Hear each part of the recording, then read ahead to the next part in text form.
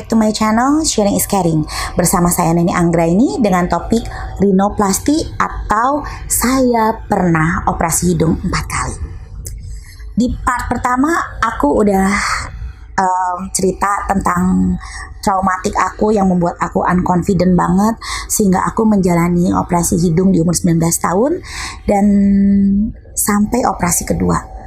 Nah, di sini aku mau cerita dari operasi kedua, ketiga, dan keempat. Aku pengen memberikan informasi-informasi berdasarkan pengalaman aku sendiri ya. Jadi yang pertama, kenapa aku gagal?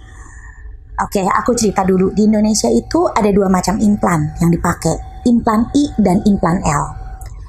Di operasi kedua aku pakai implan I. Tapi temen aku tuh udah ngomong, kalau kamu mau implan I, kamu tuh nggak bisa tinggi loh hidungnya. Tuh.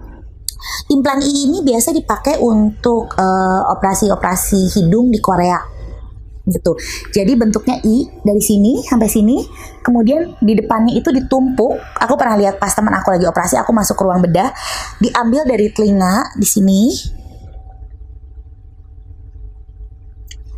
Nah, tulang rawannya itu ditumpuk-tumpuk depan hidung. Jadi dia buat nyangga. Kelemahannya itu kalau terlalu tinggi jatuh, karena semua teman aku yang pakai implan I dan pengen tinggi, depannya itu jatuh gitu.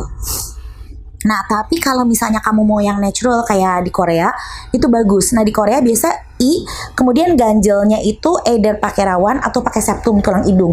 Jadi kelihatannya itu lebih natural ketimbang pakai implan L.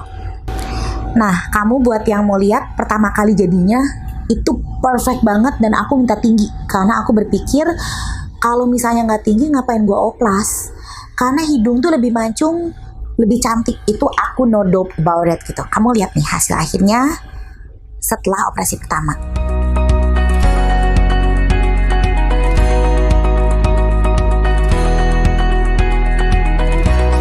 Bagus banget ya.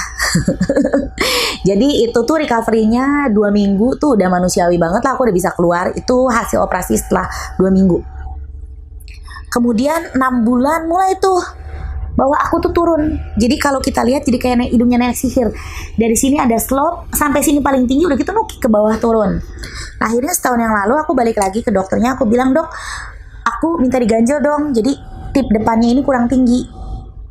Akhirnya dokter pakai kulit sintetis ditempel. Operasinya nggak sakit sama sekali karena nggak ngebedah apa-apa. Tempel tinggi. Oke.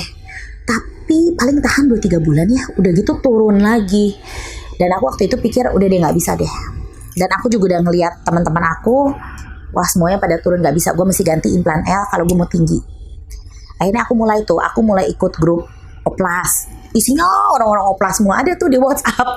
Kemudian aku baca majalah, terus aku banyak lihat-lihat hasil-hasil dari per dokter. Akhirnya aku putusin dokter yang bukan di sini. Nah, di operasi yang ketiga ini kelihatannya dokternya itu aku nggak ngerti apakah ini itu di yang pertama atau kedua.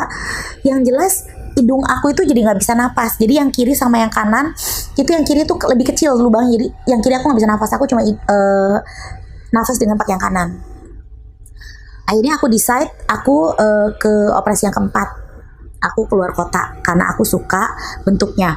Nah, sebelum masuk ke sana tuh aku kan konsul ke beberapa dokter kan. Jadi dokter itu ngejelasin yang namanya hidung mancung tuh sebenarnya bukan ini batangnya tinggi, tapi ini dari sini ada slope melengkung naik ke atas. Nah, ini tertinggi, terus depannya itu harus ada kayak segitiga gitu loh.